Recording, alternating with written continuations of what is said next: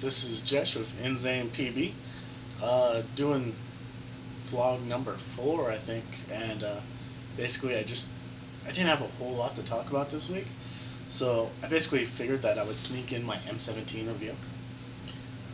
So yeah, here it goes. Of course, you've probably seen our M17 XDC unboxing, so you know that I got it, a few weeks ago. Now here's what it looks like. I got the Milsig mock suppressor, Milsig ergo grip, of course the Milsig, I think it's the Cat's hand stock. Then I got Magpul grip and Magpul flip up and bus sights. And that's basically pretty much how I'm going to run it. I do got a Tiberius First Strike riser and a Tiberius scope that I will be using too for bigger games like Decay Nations and stuff like that. So basically how I'm going to be running it right here. Oh, too, instead of going and buying the node, if you saw the Hustle unboxing, you might have saw that I got this, and it's a Trinity standard on-off, and basically makes it so you're not so hard on your O-rings. Because I did notice that this gun is very hard on tank O-rings. I went through a ton of them, so it's kind of nice that I can just have an on-off right there and not have to pay $70, $80 for the node.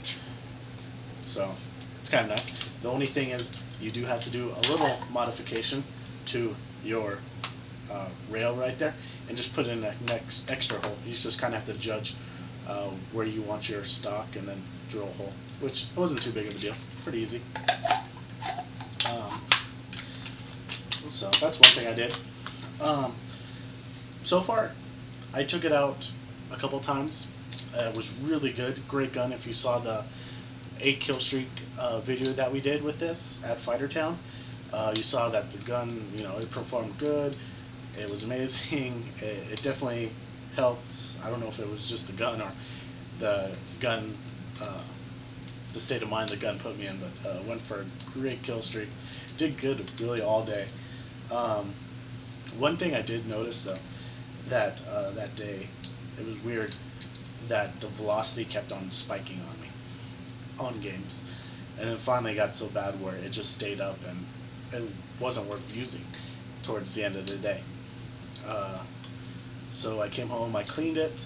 I found that I had a crack in my trigger frame right here, up here by the mag well, by this bolt, and it went through. It was almost completely through the trigger frame. I don't know how I got it. I don't know what happened, because I've been babying this thing. I didn't drop it or anything. So how I got it, I have no idea. Put it all back together, and then I don't know what I did or what happened, but I took everything out, put everything back in exactly the same, put a light coat of lube on it, cleaned it, and then I don't know what happened, but the velocity was out of control. The gun was just going. It wasn't stopping. It was just out of control. So it wound up breaking the bolt lug, the little lug that goes from your bolt to the charging handle. It was hitting the charging handles back so hard it just broke off finally. And I went through and I was going through all the troubleshooting things while this was happening and trying to get it to stop going out of control. I changed the O-ring and in the heat core, that orange O-ring. I tried everything that the manual said to do, and it didn't work. Finally, that bolt lug just broke off, and I was kind of screwed. But I did email Doug Brown from Milsig Direct. I told him about the issues I was having, and he told me to send it in. I sent it in. It got there 2 days later. It was fixed and already sent back to me, and it was totally free except for, of course, the shipping that I paid for to get it there. So thank you, Doug Brown, again, for getting me this back as soon as possible. I do appreciate it. It's great because I do have an event that I want to go to here in the next couple weeks. So thank you again. I do appreciate that. So far it's been a good gun, except for that little issue. Well, not really a little issue. It's kind of a big issue, to be honest. But it made it better just because Milsig and Doug was so nice and got it fixed for me really quick. So yeah, I didn't want to do this review till I had a couple more games, but I figured this was a good time because I did get to use it quite a bit that day. Plus, you know, it's fresh in my mind what happened with the whole bolt lug and trigger frame thing. But so far, it's been a great gun still. I do like it. I've seen a couple videos where the grip broke off, so it hasn't happened to me, of course, but definitely suggest being careful. Definitely not dropping it, just kind of being careful with the gun. Hopefully sometime they might give us a metal trigger frame just so it doesn't do that. Don't know.